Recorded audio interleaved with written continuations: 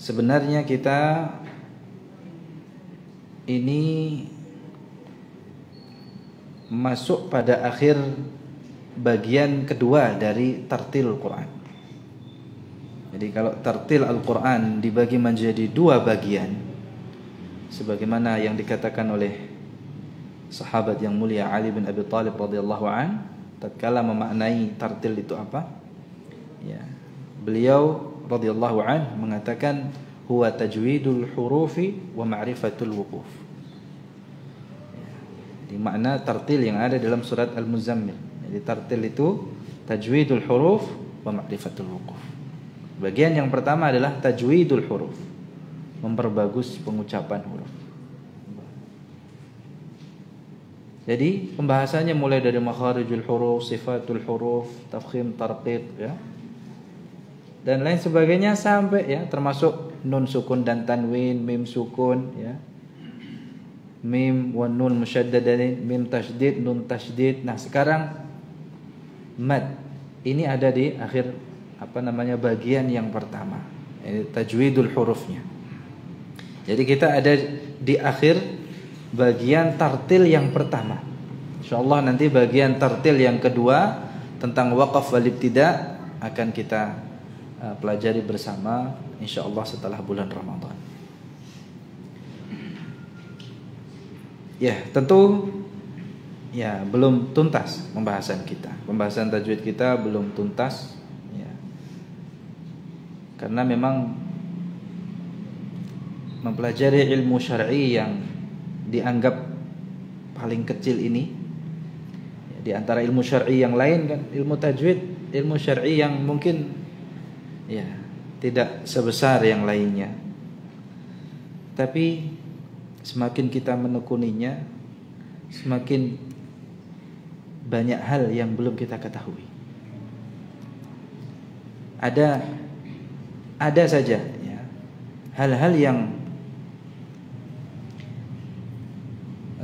rasanya kita baru mendengar, perasaannya ya, rasanya kita baru mendengar, atau mungkin sudah mendengar tapi kita belum paham ya. Dan mungkin kaidah yang kita bahas sekarang ini tidak semua orang pernah membahasnya. Pekan yang lalu kita sebutkan kaidah ya, dua sebab yang paling kuat. Ya. Ini mungkin jarang dibahas. Ya, kalau nun sukun dan tanwin, ya, atau mim sukun atau hukum mad. Ini mad wajib, mad lazim, ya, mad jaiz itu sudah sering. Ya. Karena memang itu yang dasar yang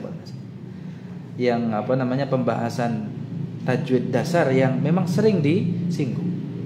Tetapi seperti ini jarang. Ya. Dan semakin kita mendalami ilmu ini, ya, semakin membuat kita seakan-akan tidak tahu apa-apa. Ya. Apa yang selama ini kita ketahui hanya baru secuil, ya, dari salah satu ilmu Al-Quran yang kita tekuni, ilmu bacaan Al-Quran ini. Nah tentu ini membuat kita ya tetap terus semangat ya, apalagi ya, di antara bentuk persiapan kita di akhir ya, di bulan Sya'ban. Begini kita di akhir-akhirnya, di akhir bulan Sya'ban ini, selain melatih puasa, kita juga melatih diri dalam rangka persiapan menyambut bulan Al-Quran, bulan Ramadan, yaitu dengan apa? Memperbanyak. Jadi latihan membaca Al-Quran dengan kuantitas yang mungkin selama ini kita ya di luar bulan Ramadan lebih banyak secara kualitas. Ya, jaudat tilawahnya. Lebih kepada apa? Jaudatut tilawah atau kualitas bacaannya. Namun nanti di bulan Ramadan ketika kualitas bacaan kita meningkat, kita juga dituntut kuantitasnya. Dibutuhkan kekuatan dan tahan lama gitu ya. Ya. Kalau minat baca itu sudah ada, alhamdulillah ini merupakan karunia dari Allah Subhanahu wa taala dan taufik darinya kepada kita ya, kaum muslimin saat ini, ketika minat baca itu sudah mulai berkembang ya, mulai tinggi. Maka yang dibutuhkan setelah itu apa? Daya baca. Tahan lama tidak membersamai Al-Quran, membaca Al-Quran ya. Kalau mungkin biasanya kita berapa lembar sehari? Yang paling ringan mungkin berapa lembar? Setengah lembar ya. Setengah lembar berarti satu halaman ya, satu halaman. Masya Allah, kalau itu istiqomah bagus. Ditingkatkan lagi menjadi satu lembar. Nanti meningkat lagi 2 lembar, 3 lembar dan seterusnya. 1 juz setiap hari, 3 juz setiap harinya. Dan itu semua ada proses. Jadi tadarruj ya, ada tahapannya. Tidak ada yang bisa langsung 5 juz dalam sehari, setiap pekan khatam gitu ya. Setiap 6 hari khatam kan kalau 5 juz. Nah, itu sudah luar biasa. 3 juz saja sudah bagus gitu ya. Itu kalau kita bicara daya baca, daya tilawahnya ya. Ya. Kalau itu ya, dapat dilakukan oleh seorang muslim ketika bisa membaca sekian juz ya, dalam sehari, itu merupakan taufik dari Allah Subhanahu wa taala. Sebenarnya bukan karena dia hebat, tapi karena dia mendapatkan karunia dari Allah Subhanahu wa taala. Sehingga Al-Qur'an ya, menjadi teman duduknya yang terbaik. Dia tidak merasa bosan dengan Al-Qur'an yang dibersamainya. Jadi sekarang bagaimana agar ketika kualitas bacaan itu meningkat ya, kita tingkatkan pula daya baca kita ya, dengan proses tadi ya, tahapan-tahapannya tadi, mulai dari 1 halaman, 2 halaman ya. Ini setiap hari harus ada peningkatan, sehingga kita nanti bisa mengukur kemampuan kita, karena masing-masing berbeda ya. Yang penting tidak sama sekali ya, tidak sama sekali tidak ada Al-Quran dalam kehidupannya. Karena masing-masing orang kan mulainya beda-beda. Mungkin saya sudah mulai dari sejak TK mungkin ya. Tapi mungkin ada bapak-bapak yang baru mulai sekarang, betul ya. Ya mungkin dulu ngaji biasa gitu ya. Kalau ngaji, insya Allah kita semua ngaji dari dulu ya. Ngaji, maksudnya sekedar ngaji saja gitu. Tapi dengan diperhatikan hukum bacaannya, penghayatan kita, jadi pembawaan bacaan kita. Mungkin ada yang baru sekarang, oh ternyata baca Quran itu gak cuma sekedar membaca ya. Nah masing-masing orang kan berbeda ya. Nah oleh karena itu semua ya memulai dari startnya masing-masing. Mungkin ada yang sudah rutin 1 juz dalam sehari gitu ya. Itu juga gak kemudian jumawa, wah saya sudah bisa 1 juz dalam sehari ya, minimal Ramadan sekali khatam bisa lah gitu ya. Enggak ya. Tidak terpedaya ya. Semoga kita ya tidak terpedaya ya dengan amalan kita ya. Tetap terus ditingkatkan. Mungkin tahun lalu kita sudah khatam minimal sekali, sekarang tingkatkan kembali ya, secara ya kuantitas, karena memang itulah ya yang dianjurkan di bulan Ramadan. Itulah yang dicontohkan oleh para pendahulu kita dari kalangan salaf, para imam kita ya, di mana di bulan Ramadan Al-Quran memiliki kedudukan tersendiri. Mungkin di luar bulan Ramadan ya kita banyak menuntut ilmu yang lainnya, tetapi di bulan Ramadan saatnya kita panen apa yang telah kita pelajari ya, ilmu tajwid yang telah kita pelajari ini setengah tartil yang pertama ini kita buktikan kepada Allah Subhanahu wa taala. Ya, kita buktikan kepada Allah Subhanahu wa taala sebagai bentuk rasa syukur kita akan nikmat ilmu ini. Ketika nanti di bulan Ramadan, semoga Allah Subhanahu wa taala ya menyampaikan kita ya dalam keadaan sehat walafiat. Ya, ini karena ini mahal ini ya. Ketika kita tidak sehat ya, ini apa namanya, kegiatan itu berantakan gitu ya. Kadang kita sudah punya cita-cita besar, keinginan yang kuat, tetapi ketika fisik kita tidak memungkinkan, ya la qadarullah ya.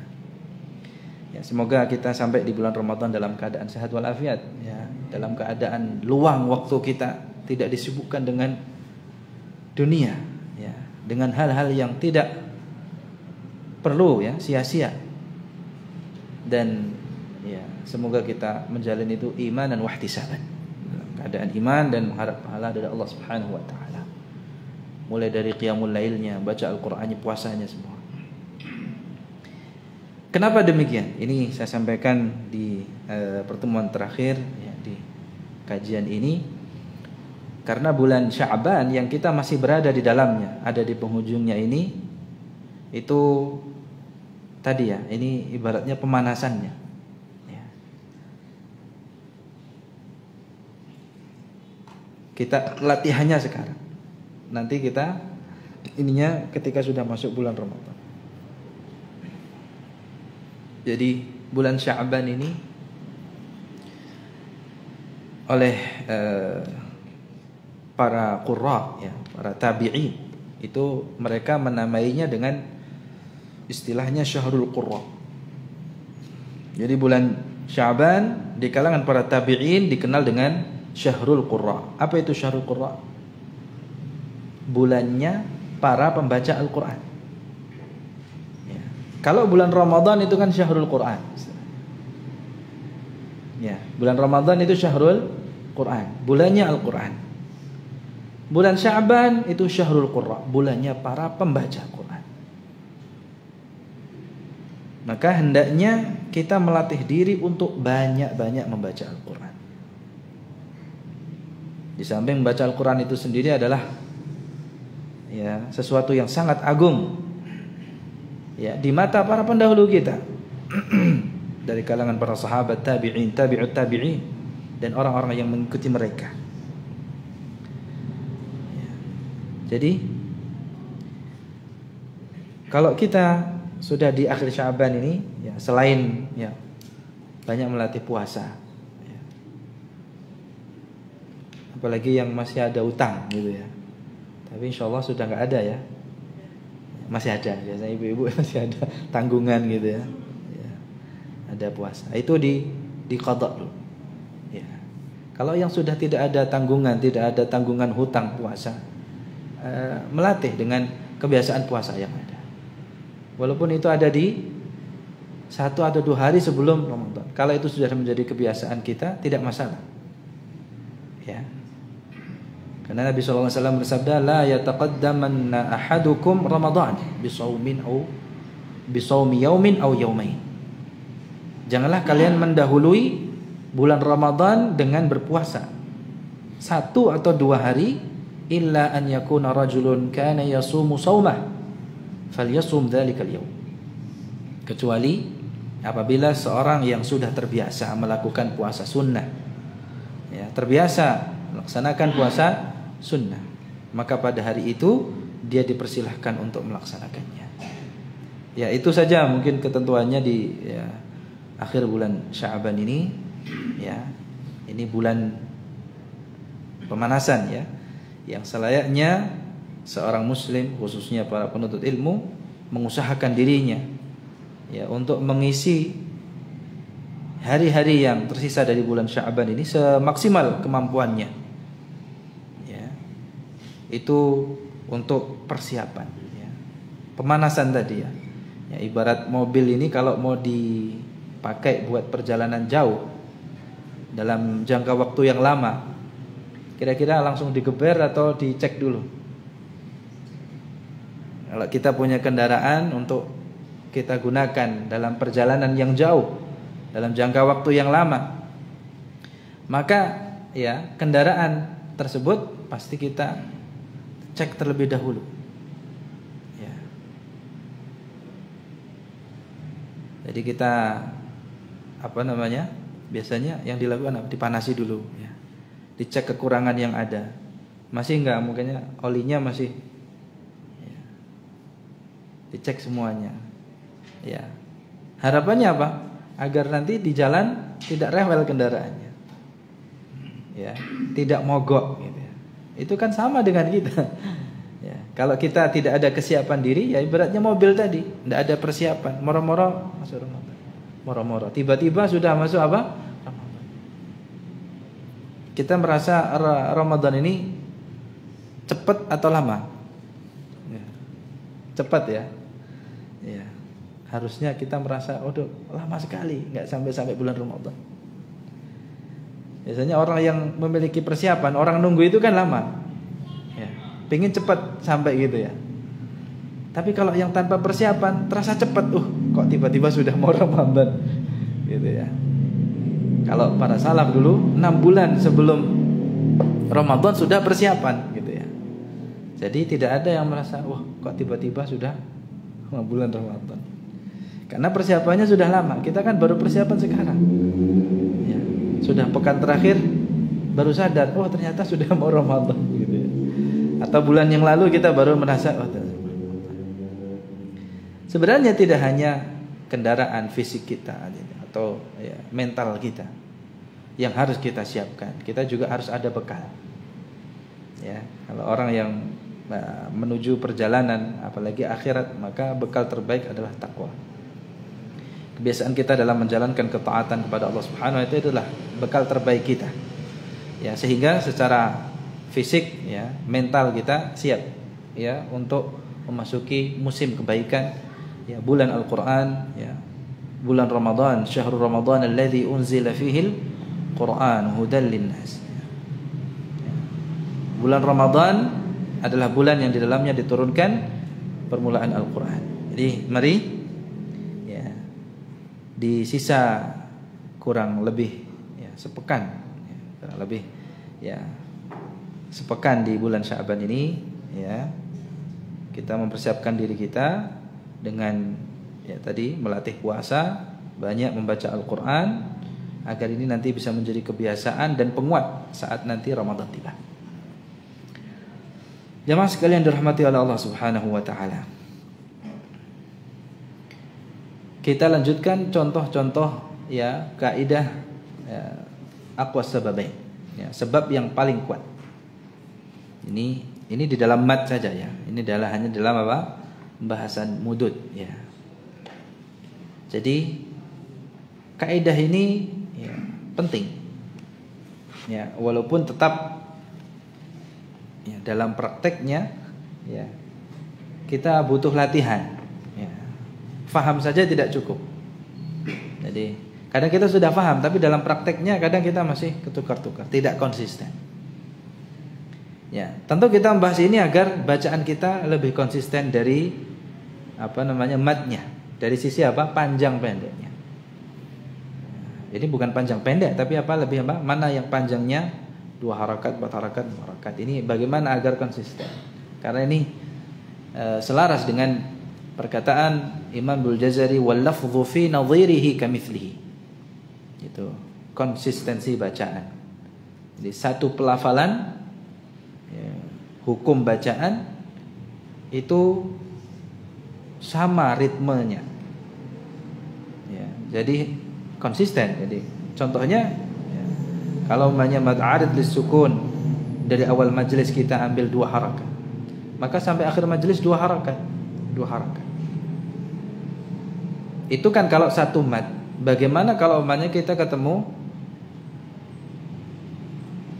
bertemu dengan kata yang di dalamnya memungkinkan 2 atau 3 mat.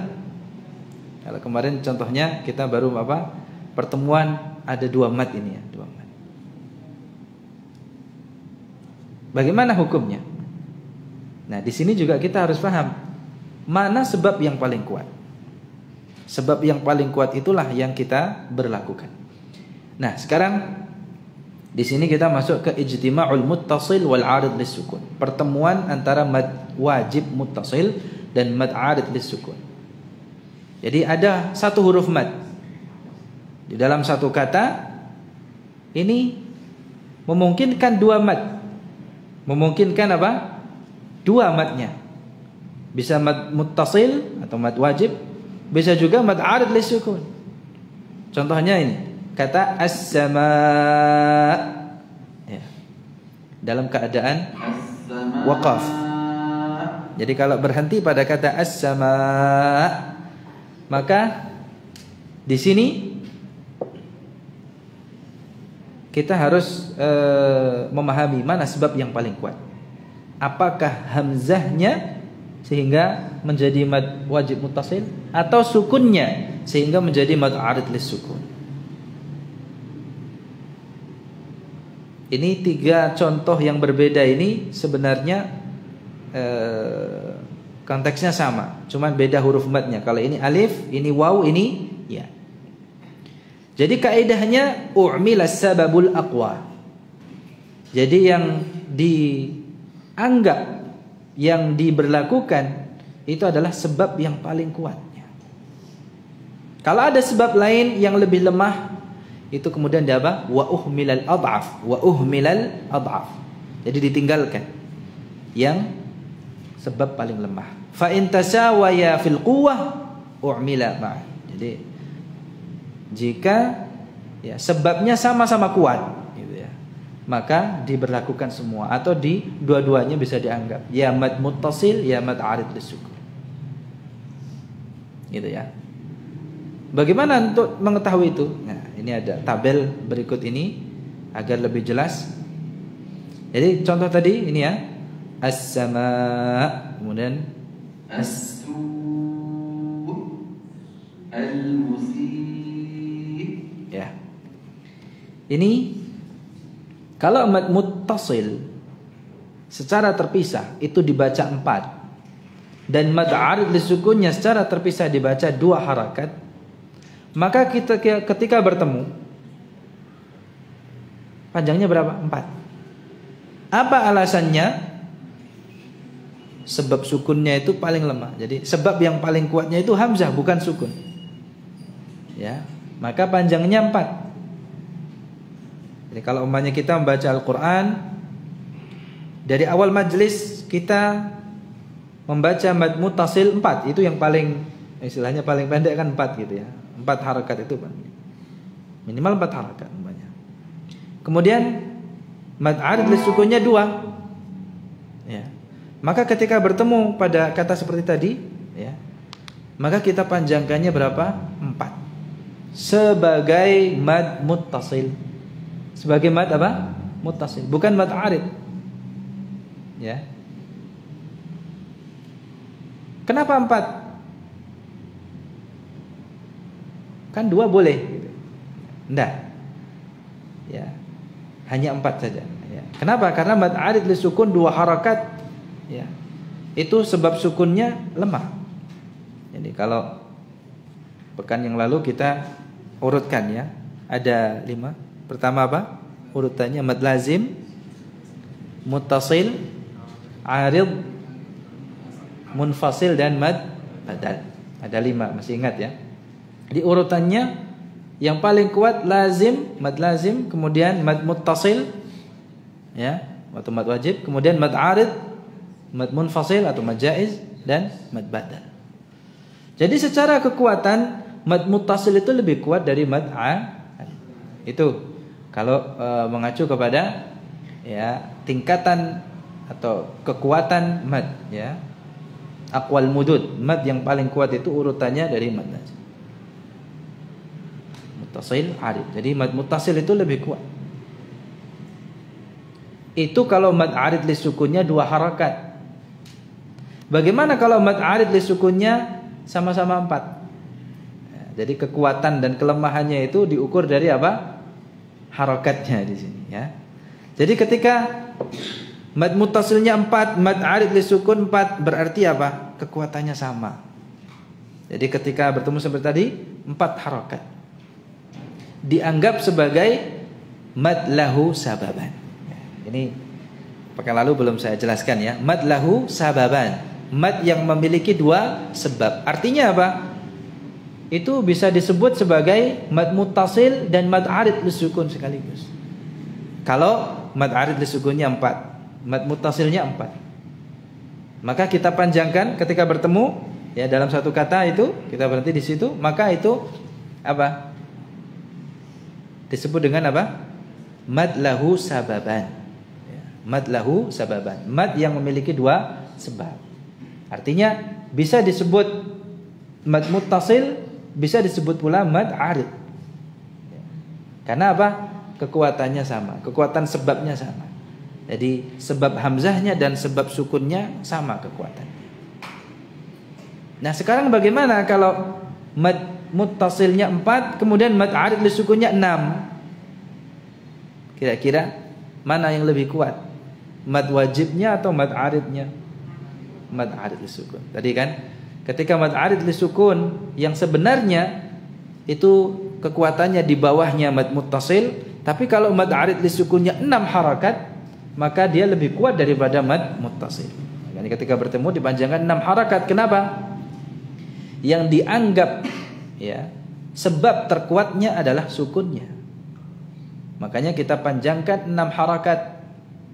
Dalam keadaan waqaf ini 6 harakat ya sebagai mad arid li sukun, bukan sebagai mad muttasil. Faham sampai di sini? Ya, begitu kaidahnya ya. Jadi, kalau sama mad lahu sababan. Kalau berbeda ya, mana yang lebih kuat? Ya, kalau mad aridnya 2 berarti itu adalah mad muttasil saja, bukan mad arid. Tapi kalau mad arid li sukunnya 6 harakat, itu mad arid li sukun, bukan mad muttasil. Bagaimana kalau ini? Ya, ini sama saja ya, 5 ya. Ini sekarang kalau anggaplah kita memanjangkan mad muttasil 5 harakat ya. Kalau 2 harakat ya jelas 5 harakat. Astagfirullah.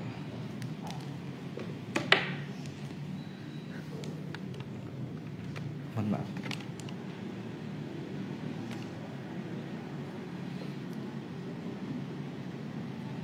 Dalam keadaan waqaf atau dalam keadaan ijtima' bertemu antara 2 mad ini, maka panjangnya 5 harakat. Alasannya apa?